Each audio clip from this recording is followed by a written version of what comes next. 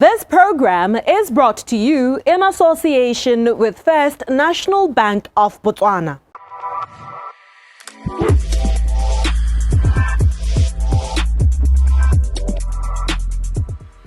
Debt is everywhere. It is at the mall when a random salesperson tries to interest you in some sort of store credit.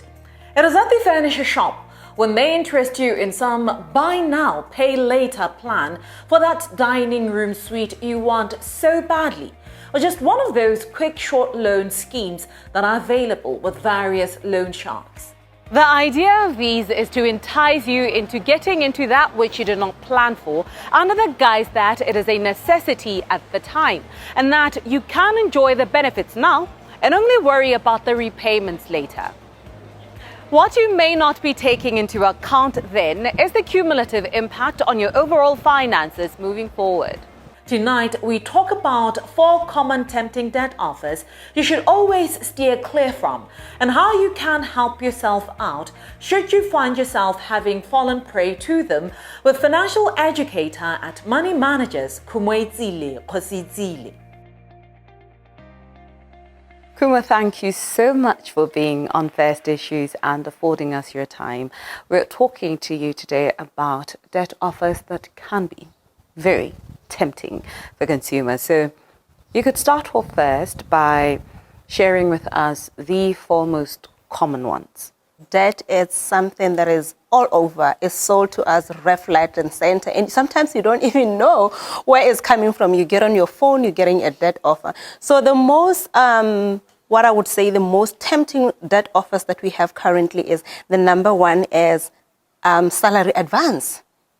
And this is more like a new phenomenon in Botswana. Just recently, I've been getting like SMSs, left, right, and center of salary advance. And for me, it's a tempting debt offer. Why would you get a salary advance? And mostly they're advancing you 50% of your salary.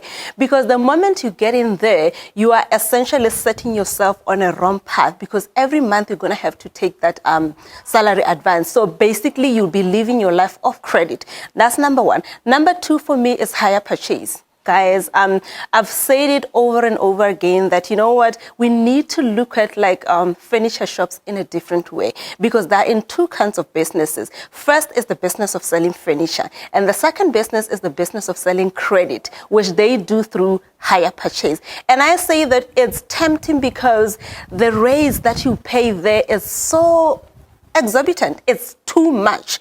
So, and really they thrive on your ignorance and they thrive on the fact that you cannot delay gratification. But if there's someone who can say, you know what, I want this couch, but I'm willing to wait. I'm willing to wait for 6 months. I can get it in 6 months at a full price of 3,000. But you're somebody who is saying, you know what, I want it and I want it now. You're going to get it and you're going to pay 9,000. Is it financially smart?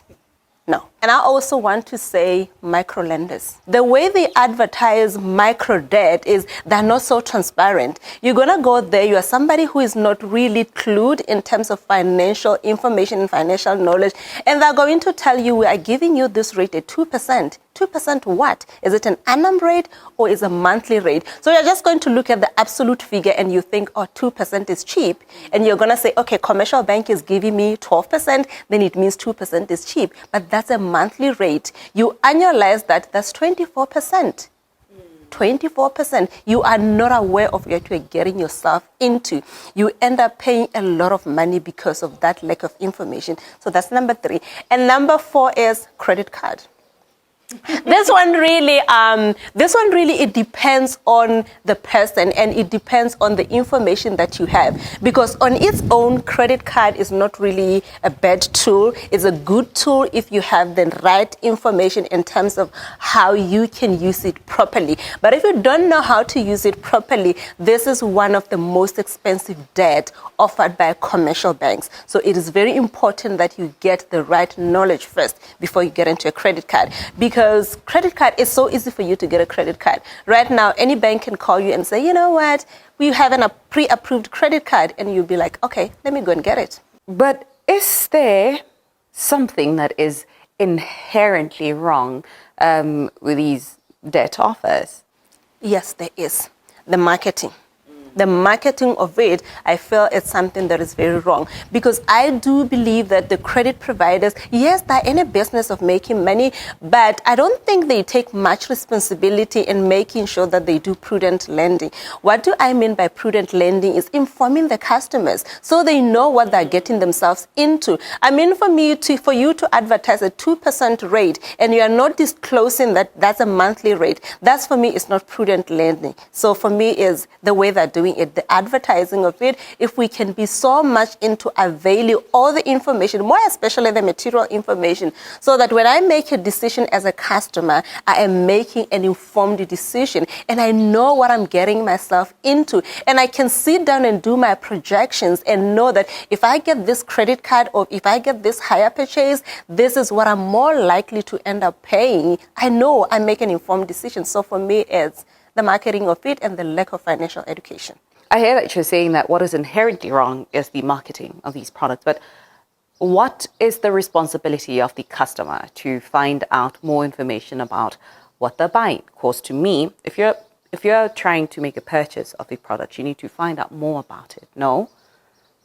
That's true. That's true. The responsibility, the customer has to make sure that they're fully aware. But reality of the matter is that most of the time when we get into debt, we are responding to something.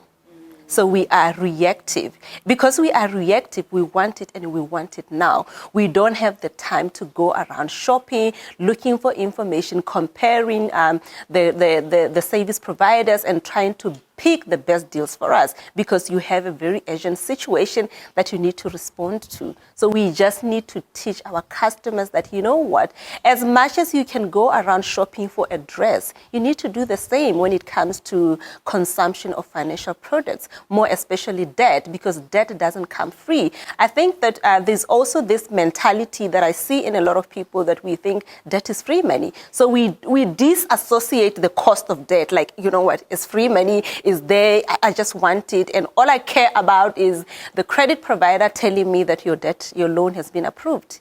At what cost? At what terms and conditions? So the responsibility lies with me as a customer to make sure that I'm fully informed. I go out there, I seek financial information, financial knowledge, I make an informed decision. Yeah. You know, we're sitting here because these offers, they exist, and people find themselves having fallen prey to them. So how do they get themselves out? I always say that, you know, because people sometimes they come to me, they think there's a miraculous way of getting out of debt. There's absolutely nothing like that. The same way you got in debt is the same way you're going to get out. So the only thing that you need to do to get out of debt is just to pay extra towards your debt. I mean, if you're realizing that, you know what, I got into a higher purchase deal and I'm realizing that I'm going to end up paying triple of what I could have paid using cash, the only thing you need to do is go back to the store and say, I want to clear off the debt, and see what discount they will give you, because certainly they're going to discount it and you're going to get out quickly. So the best way to get out is pay extra, get out, and get out. That's it. Yeah, get out. Get out. I mean, there's no any other way of doing it. So what of accessing information that would help consumers do better in future?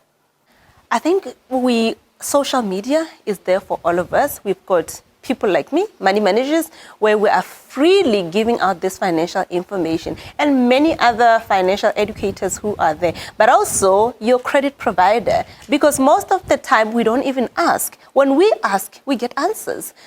Commercial banks, credit providers, they're always willing to give this information, but it's just that when we never ask, because we're never bothered to ask. So let's use social media. Let's try to follow pages that are giving us financial education for free.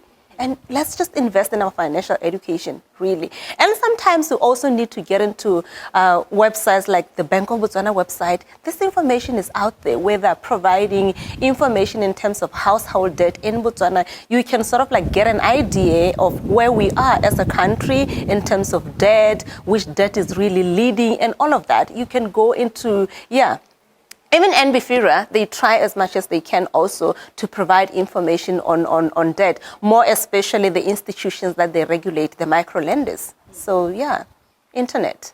Internet.